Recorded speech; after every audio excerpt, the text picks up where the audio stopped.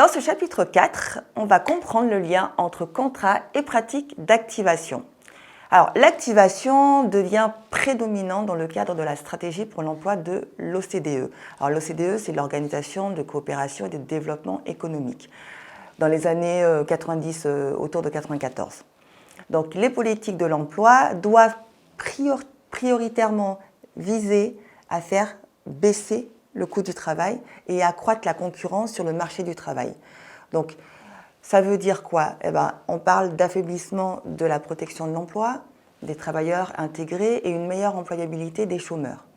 Le recours aux politiques passives doit être limité et doit viser à inciter au retour rapide à l'emploi.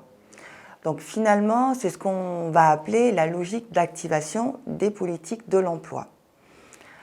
Les droits sociaux ne sont plus délivrés de façon automatique, donc on le comprend, que ce soit en fonction d'une appartenance catégorielle ou en fonction de l'état des besoins. Ils sont désormais soumis à des contreparties et ajustés aux contreparties dont on juge les bénéficiaires capables.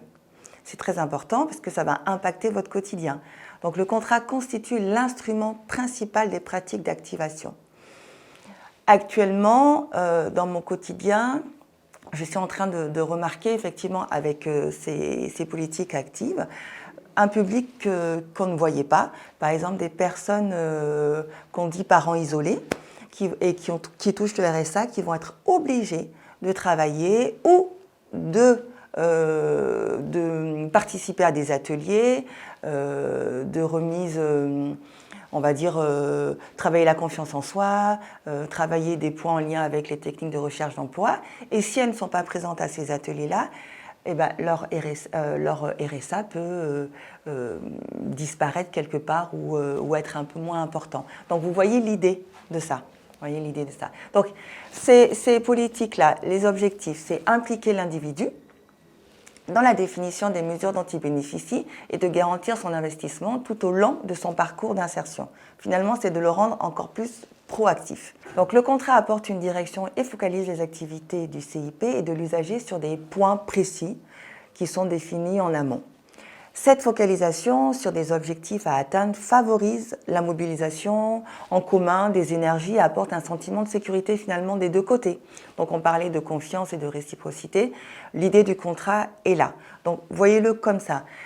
En signant ce contrat-là, finalement le CIP va se protéger, mais il va aussi délimiter ses responsabilités ainsi que celles de l'usager.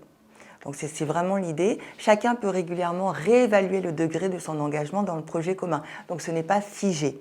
Donc vous voyez ce contrat-là comme une aide, un appui qui fait partie de l'accompagnement.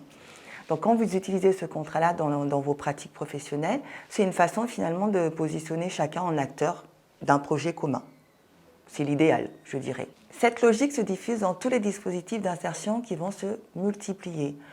On peut parler, peut-être que vous avez entendu parler du contrat jeune majeur de l'aide sociale à l'enfance. Ça, c'était dans les années 70, autour de 78. Le RMI, qui a été remplacé par le RSA. Voilà.